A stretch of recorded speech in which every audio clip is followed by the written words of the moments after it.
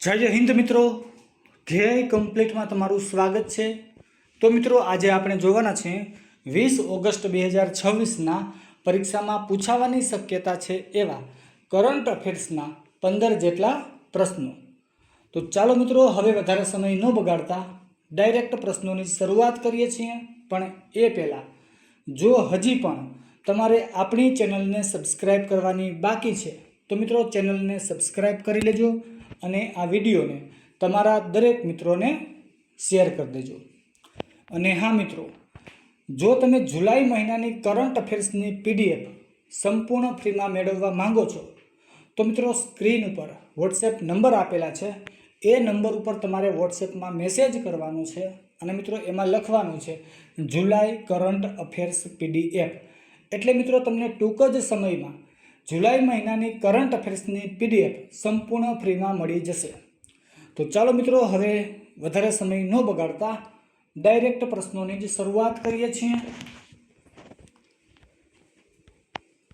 તો પહેલો પ્રશ્ન જોઈએ, તાજેતરમાં કર્ણાટક રાજ્ય સરકારે ગ્રામીણ વિદ્યાર્થીઓની આર્થિક મદદ માટે કઈ યોજનાની જાહેરાત કરી છે? તો મિત્રો એ યોજનાનું નામ છે વિદ્યાર્થી સહાય હસ્ત યોજના। મિત્રો કોના દ્વારા જાહેરાત કરવામાં આવી? તો કે કર્ણાટક રાજ્ય સરકાર દ્વારા કર્ણાટકના મુખ્યમંત્રી ડી.કે. શિવકુમાર દ્વારા મિત્રો જાહેરાત કરવામાં આવી છે। ક્યારે? તો કે 15 ઓગસ્ટ 2026ના રોજ, એટલે કે આપણા સ્વતંત્રતા દિવસ નિમિત્તે મિત્રો આ યોજનાની જાહેરાત કરવામાં આવી છે। મિત્રો આ કર્ણાટક રાજ્યની રાજધાની શું છે? તો કે બેંગલુરુ છે। મિત્રો તેના મુખ્યમંત્રી કોણ છે? તો કે અહીંયા લખેલા જ છે આપણે। તો મિત્રો આ રાજ્યના રાજ્યપાલ કોણ છે એ તમારે મને કોમેન્ટ કરી અને જણાવવાનું છે। ચાલો બીજો પ્રશ્ન જોઈએ, તાજેતરમાં દૂરદર્શનના નવા ડાયરેક્ટર જનરલ તરીકે કોની નિમણૂક કરવામાં આવી છે? તો મિત્રો એ છે રીના સોનોવાલ કોહલી। મિત્રો આ દૂરદર્શનની સ્થાપના ક્યારે કરવામાં આવી હતી? તો કે 15 સપ્ટેમ્બર 1959ના રોજ કરવામાં આવી હતી। કઈ જગ્યાએ? તો કે નવી દિલ્હી ખાતે। મિત્રો આ દૂરદર્શનનું સૂત્ર એટલે કે મોટો શું છે? તો કે સત્યમ શિવમ સુંદરમ છે। ચાલો ત્રીજો પ્રશ્ન જોઈએ, એક રાષ્ટ્ર એક ચૂંટણી એટલે કે વન નેશન વન ઇલેક્શન માટે ગઠિત સંયુક્ત સંસદીય સમિતિના અધ્યક્ષ કોણ છે? તો મિત્રો એ છે પી.પી. ચૌધરી। ચાલો ચોથો પ્રશ્ન જોઈએ, એશિયન જુનિયર ચેસ ચેમ્પિયનશિપ 2026માં ઓપન બ્લિટ્ઝનો ખિતાબ કોણે જીત્યો છે? તો મિત્રો એ જીતેલો છે વિઘ્નેશ વર્મુલાએ। મિત્રો કોણે જીતેલો છે? વિઘ્નેશ વર્મુલાએ મિત્રો આ ખિતાબ જીતેલો છે।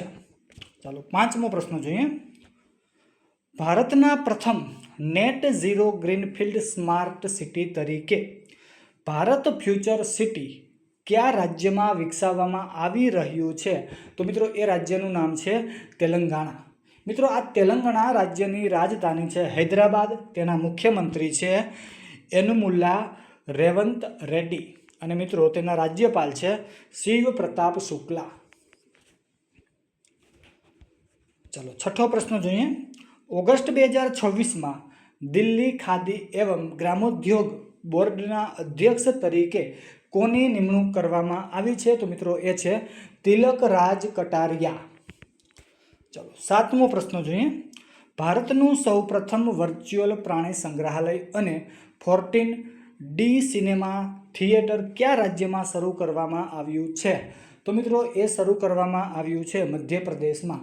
મધ્યપ્રદેશમાં કઈ જગ્યાએ? તો કે મધ્યપ્રદેશના ઇન્દોર ખાતે મિત્રો આ શરૂ કરવામાં આવેલ છે। તો મિત્રો જો તમને આ વિડીયો સારો લાગે છે તો મિત્રો વિડીયોને લાઈક કરી દેજો, શેર કરી દેજો અને કોમેન્ટ કરી દેજો। અને હા મિત્રો, જો હજી પણ તમારે આપણી ચેનલને સબસ્ક્રાઈબ કરવાની બાકી રહી ગઈ છે તો મિત્રો ચેનલને સબસ્ક્રાઈબ પણ કરી દેજો। ચાલો આઠમો પ્રશ્ન જોઈએ, યુનાઇટેડ કિંગડમની રોયલ એરફોર્સમાં ફાઇટર પાયલટ તરીકે કમિશન મેળવનાર પ્રથમ શીખ કોણ બન્યા છે? તો મિત્રો એ બની ગયા છે અર્શદીપ સિંહ ડાંગ। મિત્રો આ મૂળ ભારતીય છે। ચાલો નવમો પ્રશ્ન જોઈએ, ગુજરાતના કચ્છમાં આવેલ બન્ની ઘાસ ભૂમિમાં પુનઃ નવીનીકરણ અભિયાન હેઠળ કુલ કેટલા કાળિયાર એટલે કે બ્લેક બક છોડવામાં આવ્યા છે? તો મિત્રો 20 જેટલા બ્લેક બક છોડવામાં આવ્યા છે.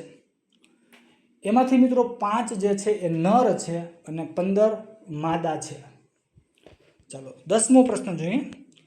જમ્મુ કાશ્મીર અને ટેસ્ટ ઓફ ઇન્ડિયા ટીમે 1 થી 5 ઓક્ટોબર 2026 દરમિયાન ઈરાની કપનું આયોજન ક્યાં કરવામાં આવશે?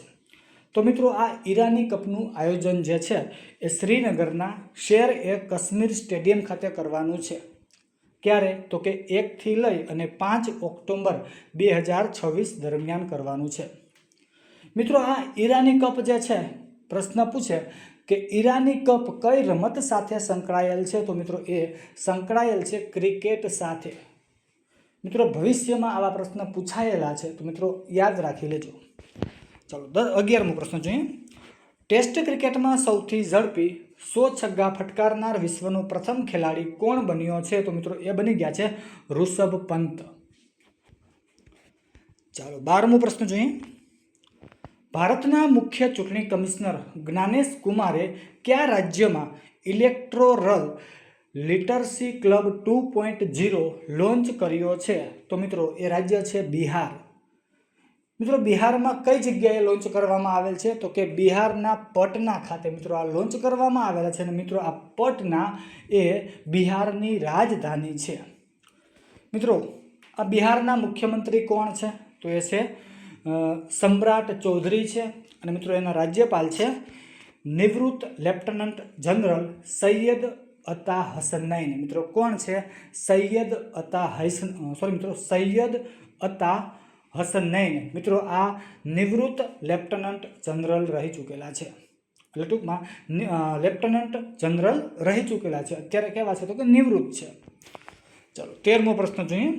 ઓગસ્ટ 2026માં આયુષ્માન ભારત પ્રધાનમંત્રી જન આરોગ્ય યોજનાને સત્તાવાર રીતે લાગુ કરનાર ભારતનું 28મું રાજ્ય કયું બન્યું છે? તો મિત્રો એ રાજ્ય છે પશ્ચિમ બંગાળ. મિત્રો જો આમાં કેન્દ્ર શાસિત પ્રદેશને પણ ગણવામાં આવે, એટલે કે રાજ્યોને પણ ગણવામાં આવે અને કેન્દ્ર શાસિત પ્રદેશને પણ ગણવામાં આવે, તો મિત્રો આમાં પશ્ચિમ બંગાળનું જે સ્થાન છે એ કેટલામું થઈ જાય છે? તો કે છેલ્લું થઈ જાય છે. મિત્રો 36મું થઈ જાય છે. આમ છેલ્લું જ છે પણ 36મું થઈ જાય છે.